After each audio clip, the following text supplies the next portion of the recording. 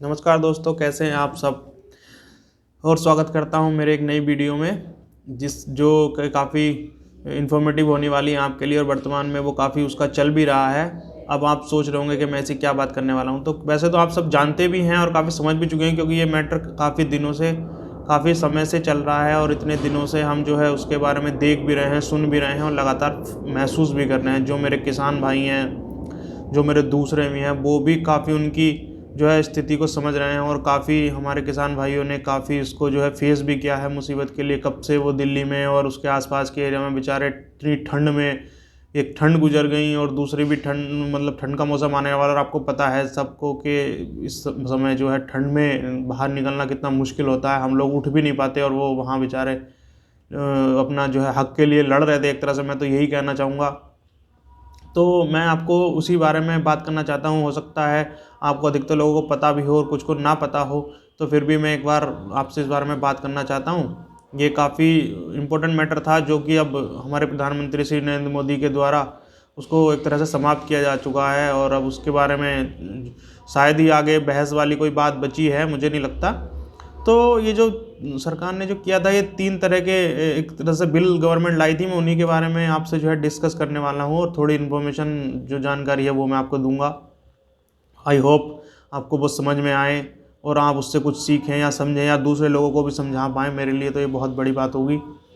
तो उसी 3 बिल के बारे में मैं आपसे बात करने वाला हूँ, जिसमें अगर हम बिल के बारे में बात करें तो पहला बिल था कृषक उपज व्यापार और वाणिज्य संवर्धन और संरक्षण विधेयक 2020। दूसरा बिल था कृषक सशक्तिकरण एवं संरक्षण कीमत आश्वासन की और कृषि सेवा पर करार विधेयक 2020। इसके बाद तीसरा जो बिल था सेवा विधायक विधेयक एवं और आवश्यक वस्तुएं संशोधन विधेयक 2020। ये तीनों बिल सरकार के द्वारा राज्यसभा लोकसभा दोनों में पास कर दिए गए थे, जिसके बाद ये कानून का रूप ले चुके थे। अब उसके बारे में अगर हम आगे बात करें तो काफ़ी हमारे किसान भाई और काफ़ी जो भी लोग थे उसमें मिले हुए। और इस जो सरकार मतलब जैसे कुछ पंजाबी एक्टर और ये सब भी लोग मदद कर रहे थे, बल्कि बहुत लोग मदद कर रहे थे इस बारे में। तो सबको लग रहा था कि हाँ हमें करना चाहिए। मुझे भी लगा कि हाँ इस बारे में करना चाहिए, उसी बारे में हम बात करेंगे। तो इसमें जो मैं तीनों बिल आपको डिटेल में समझा सकता हूँ। जैसे इसमें फर्स्ट बिल था, जो इसमें बताया गया था कि केंद्र सरकार ने किसानों को देश में कहीं भी फसल बेचने की स्वतंत्रता प्रदान की है। एक का मतलब आदमी एक स्टेट से दूसरे स्टेट में या एक जगह से दूसरी जगह पे अपने सामान को बेच सकता था, जिससे मार्केटिंग बढ़े, उनका सामान कहीं भी चला जाए। और ये सब सुविधाएं सरकार ने दी थी। दूसरा जो बिल था, इस बिल में इसमें था कि कॉन्ट्रैक्ट फार्मिंग का एक तरह से जिक्र किया था। क्या था, किसान जो है अपनी फसल किसी बिजनेसमैन या किसी भी उसके द्वारा अपनी ज़मीनें उनको दे दें और जो है एक तरह से कॉन्ट्रैक्ट फार्मिंग कर सकें। और तीसरा बिल था एसेंशियल कमोडिटी बिल का। उसमें क्या था कि जो हमारी एसेंशियल चीज़ें थी, जिसमें अनाज थे, दाल थे, आलू और ये सब थी चीज़ें, तेल प्याज, उनकी जो है एक पहले उन लगभग 1950 के आसपास एक बिल बना था, सरकार ने पास किया था, जिसमें उसकी निर्धारण की एक क्षमता निर्धारित कर दी गई थी। लेकिन अब इसमें 2020 के बिल में उस बिल के द्वारा उस निर्धारित क्षमता को ख़त्म कर दिया जा रहा था कि अब आप कितना भी भंडारण कर सकते हैं, कितना भी उसको अपने स्टोरेज में रख सकते हैं, जिससे किसानों को बहुत दिक्कत थी। अब इसमें आगे अगर हम बात करें, थोड़ा डिटेल में जाएं, तो किसानों को 2020 के जो बिल थे इनसे बहुत सारी प्रॉब्लम थी, जिनमें एक प्रॉब्लम थी सरकार द्वारा निर्धारित किए गया समर्थन मूल्य एमएसपी पर अनाज की खरीद या किसी चीज़ की खरीद बंद हो जाएगी। ये सबसे बड़ी शंका थी। उसके बाद जब हम सरकार कह रही थी कि आप जो है बाहर बेच सकते हैं चीज़ें और उसको कहीं भी मार्केट में या अदर स्टेट में बेच सकते हैं, तो किसानों को लगा कि जो एपीएमसी की जो मंडियां हैं, जो सरकारी मंडियां हैं, एपीएमसी एक तरह से सरकारी मंडियों को कहा जाता है, सरकारी मंडियां जो हैं तो उसको बंद कर दिया जाएगा सरकार के द्वारा, क्योंकि हम दूसरी जगह अपना बेच लेंगे और वो मंडियां का कोई भी अस्तित्व नहीं रह जाएगा।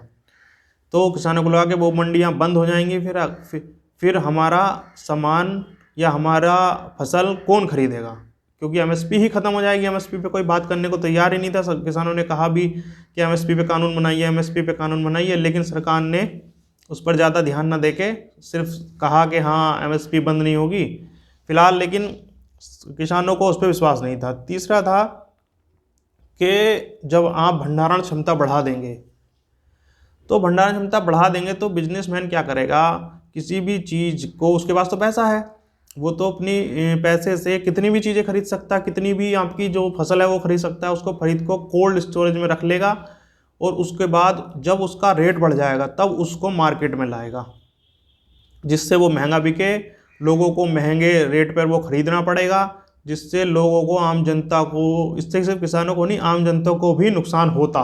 मैं भी ऐसा सोचता हूँ कि हाँ इस वाले बिल से वाकई में कुछ नुकसान होने वाला था।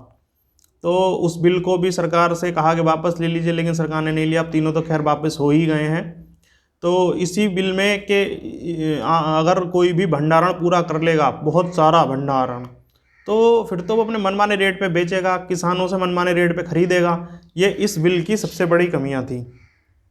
तीसरा ये था कि कॉरपोरेट जो कंपनी थी, किसानों का ये भी था एक जो सेकंड उसमें बिल था कॉन्ट्रैक्ट फार्मिंग का, कि कॉरपोरेट कंपनियां जो है कॉन्ट्रैक्ट फार्मिंग कराएंगी, उसके बाद किसानों से मनमाने रेट पे, एक तरह से रेट मतलब तय कर लेंगी अपने आप, अपने दोनों आपस में मिलके। उसके बाद अगर कोई बात होती है उनका फैसला कौन करेगा? उनका फैसला करेगा एसडीएम। और एसडीएम पे जो है किसानों को विश्वास नहीं था कि एसडीएम हमारी कोई मदद कर भी पाएगा। इसी तरह से इन तीनों बिलों में जो जो समस्याएं थीं उसमें जो है काफ़ी प्रॉब्लम उनको लग रहा था किसानों को कि होंगी। अब वो बेचारे बैठे भी रहे दिल्ली में और यहाँ पूरे देश में धरने प्रदर्शन हुए। फिलहाल प्रधानमंत्री जी ने अब तो उसको वापस कर लिया, तो वो चीज़ें सारी ख़त्म हो गई। तीनों मतलब एक तरह से सिक्योरिटी रूम में कहा जाए कि अगर तीनों में मतलब मेन जो चीज़ें, जो विवाद था वो क्या था, पहले वाले बिल में था कि मार्केटिंग में एमएसपी की कोई गारंटी नहीं है, हम कहीं जाके बेच रहे हैं, एमएसपी कितना मिलेगा इसकी कोई गारंटी नहीं थी। दूसरा कि जो कॉन्ट्रैक्ट फार्मिंग था कि ये सर्विस सेक्टर में आएगा, इस पर 18% जीएसटी लगेगा, कि वो जीएसटी किसान को चुकाना पड़ेगा, ये भी एक प्रॉब्लम थी उसमें। और तीसरा जो बिल था भंडारण क्षमता वाला, कि ये किसानों के लिए तो ये है ही नहीं, और वो बाकी में था भी नहीं कि किसानों के लिए है ही नहीं, इसमें तो ये तो व्यापारियों के लिए है, इसमें सिर्फ व्यापारी को फ़ायदा होगा।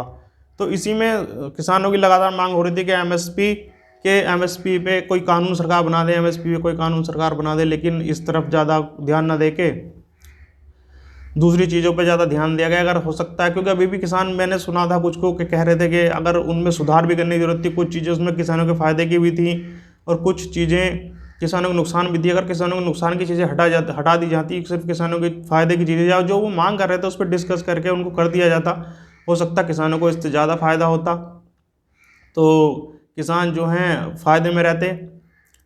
अब मैं अब इसी बारे में आपसे बात करी मैंने, मुझे लगता है काफ़ी आपको कुछ समझ में आया होगा। अगर समझ में आया हो तो लाइक करें, शेयर करें और कमेंट जरूर करें। वैसे मेरा ये पहला वीडियो था, मैं आपसे बताना चाहता हूँ, तो मुझे काफ़ी कुछ सीखना है अभी तो इसी बारे में मैंने बात करी। और आगे अगर आपको कुछ भी लगता है तो प्लीज़ मुझे कमेंट करके ज़रूर बताएँ। मैं इसमें जो है कमेंट, आपके सारे कमेंट पढ़ूँगा, उसके बाद उसमें सुधार करूँगा। तो थैंक यू, और आपका वापस अगले वीडियो में बहुत जल्दी मैं कुछ और किसी सब्जेक्ट पे लेके आऊँगा।